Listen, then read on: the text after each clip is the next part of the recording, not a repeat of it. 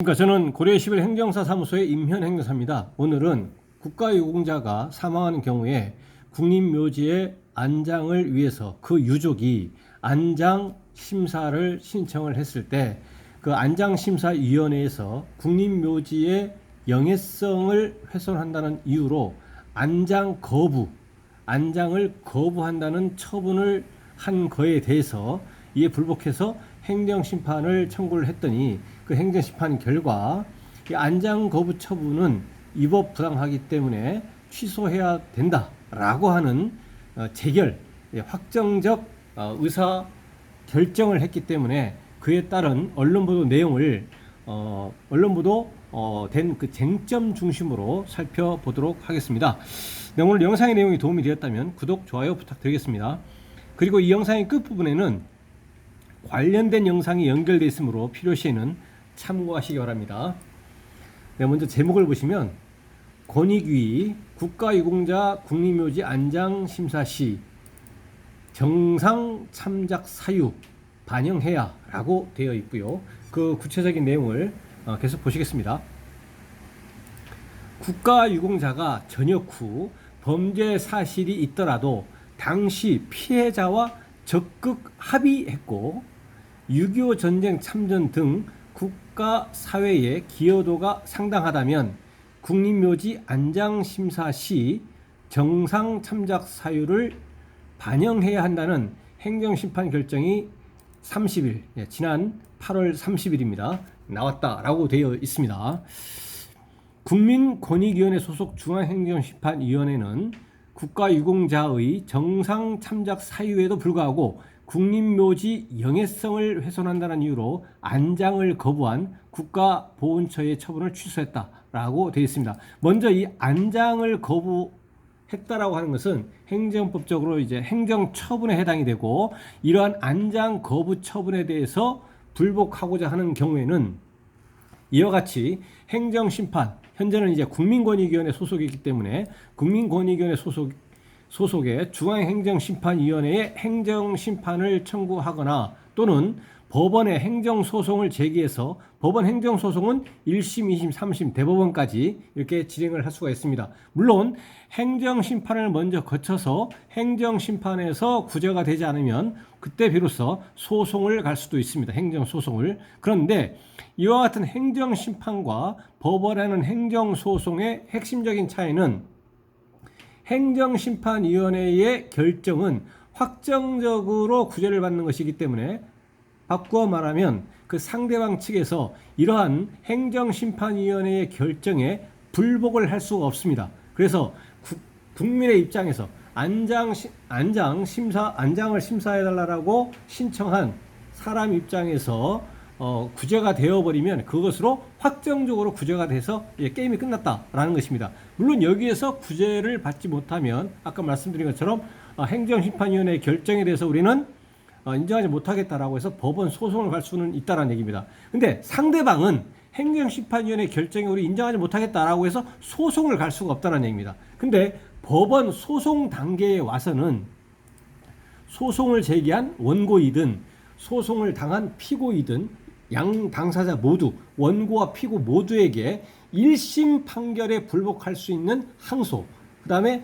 2심 판결에 불복할 수 있는 상고권이 원고 피고 모두에게, 그러니까 항소 및 상고권이 전부 다 인정이 되기 때문에 소송에서는 1심에서 이겼다고 하더라도 어느 일방이 이겼다고 하더라도 반드시 이긴 것이 아니다. 왜냐하면 항소, 상고를 해서 대법원까지 갈 수가 있겠다. 근데 행정심판을 청구한 사람이 이겨버리면 구제를 받아버리면 그걸로 끝났다. 확정적으로 구제를 받을 수 있는 것이다 라는 것입니다. 그래서 이러한 행정처분에 불복 구제를 할 수 있는 것은 행정심판과 행정소송이 있는데 이와 같은 차이점이 있다라는 것입니다. 여기서는 국립묘지 안장 거부 처분에 대해서 불복해서 행정심판을 청구를 했다라는 것입니다. 국가유공자 A씨는 6.25 전쟁에 참전해 전역 후 사기죄입니다. 죄명은 사기죄로 징역 8월에 집행유예 2년을 선고받았다. 그래서 징역 8월에 집행유예 2년이기 때문에 실형이 아닙니다. 징역형의 실형을 받아서 교도소를 간 것이 아니죠. 그래서 집행유예입니다. 집행유예 2년을 받은 겁니다. 징역 8월에 집행유예 2년 선고를 받았고 죄명은 사기죄였더라라는 겁니다. 그래서 국가유공자가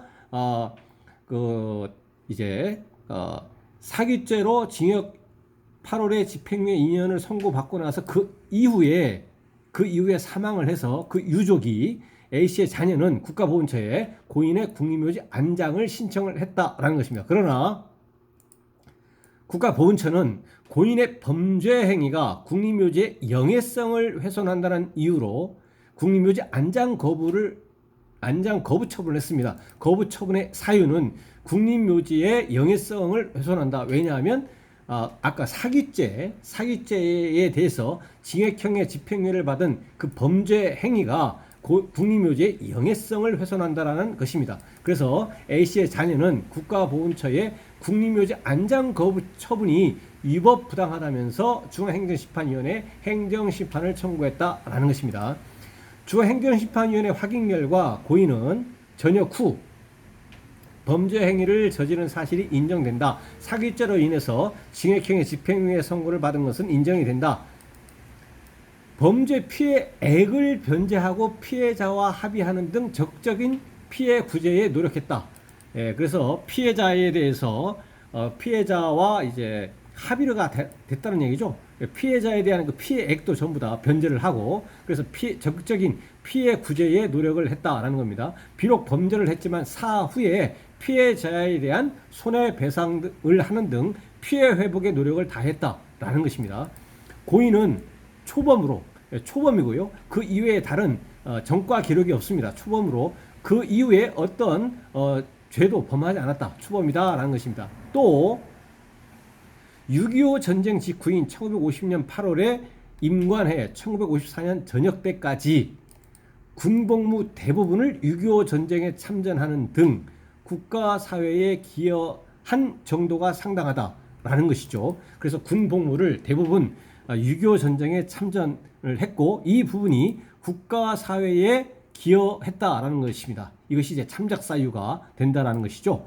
그래서 중앙행정심판위원회는 이러한 사실이 국립묘지 안장심사에서 정상 참작 사유에 해당하는데도 불구하고 이를 반영하지 않고 고인의 범죄 행위가 국립묘지의 영예성을 훼손한다는 이유로 국립묘지 안장을 거부한 국가보훈처의 처분은 부당하다고 결정했다라고 이렇게 되어 있습니다.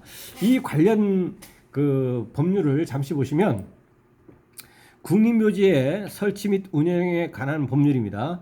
이 국립묘지 법, 국립묘지의 설치 및 운영에 관한 법률 제5조에 보면 5조의 제4항에 그 국립묘지에 안장할 수 없다라고 이제 그 해서 이제 규정을 해놨는데 제4항 1호에 대한민국 국적을 상실한 사람 다만 어떠한 경우에는 제외된다.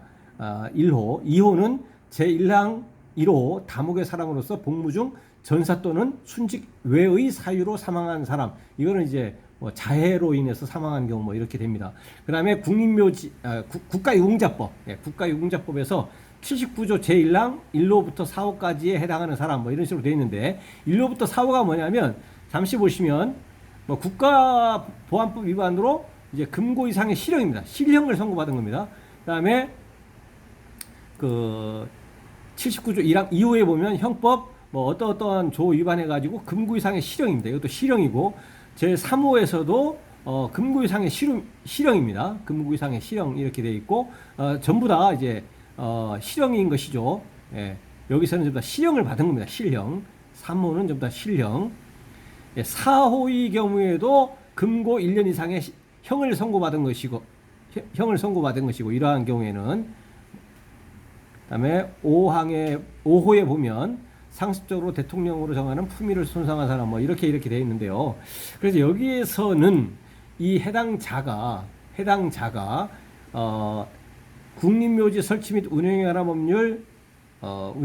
법률 제5조의 제4항에 5호에 보면 그 밖에 제10조에 따른 안장 대상심의위원회가 국립묘지의 영예성을 훼손한다고 인정한 사람이라고 되어 있는데, 이 당사자는 사기죄인데 징역형의 실형이 아닙니다. 실형이 아니기 때문에 여기서는 국립묘지 안장 거부가 바로 해당이 되는 것이 아니다 보니까 안장대상 심의위원회에서 심의를 거치게 되어 있다는 얘기죠. 심의를 거쳤는데 이제 국립묘지의 영예성을 훼손했다라고, 비록 징역형의 실형은 아니지만 그 국립묘지의 영예성을 훼손한다고 인정이 된다라고 해서 안장 거부 처분을 했다라는 것입니다. 그에 대해서 이제 불복해서 이제 행정심판을 이제 청구한 것이죠. 그래서 결과적으로 정상 참작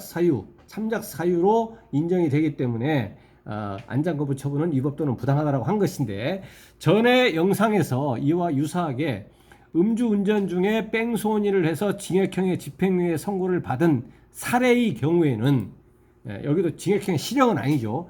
음주운전 중에 뺑소니를 야기해서 징역형의 집행유예 선고를 받은 사례에 있어서는 물론 이제 그 경우에도 불복해서 행정소송을 간 겁니다.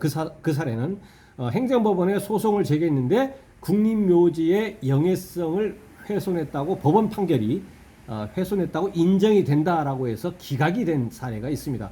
제 별도의 영상에서 말씀드린 바가 있습니다. 근데 이 사례는 초범이고 사기죄 징역형의 집행유예 선고이고, 그다음에 피해자에 대해서 손해액을 전부 다 변제하면서 피해 회복에 노력을 했고, 그다음 군복무의 대부분을 6.25 전쟁에 참전하는 등으로 국가사회에 기여한 정도가 크기 때문에 이것이 정상 참작 사유로 인정이 되어서 반영이 되었어야 되는데, 이것이 반영이 되지 않았기 때문에 국가보훈처의 국립묘지 안장 거부 처분은 위법 또는 부당하다라고 이제 최종 결정을 한 겁니다. 재결을 한 것입니다.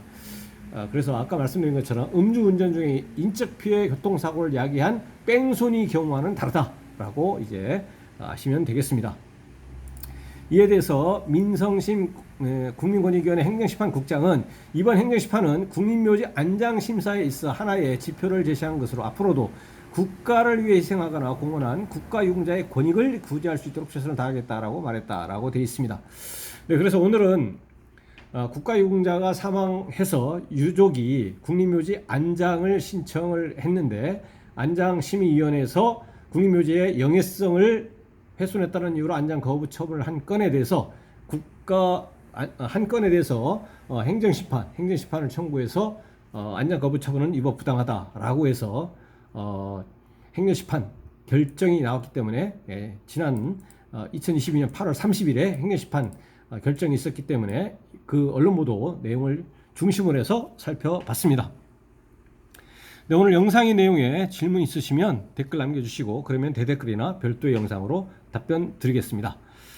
네, 오늘 영상의 내용이 도움이 되었다면 구독, 좋아요 부탁드리겠습니다. 네, 감사합니다.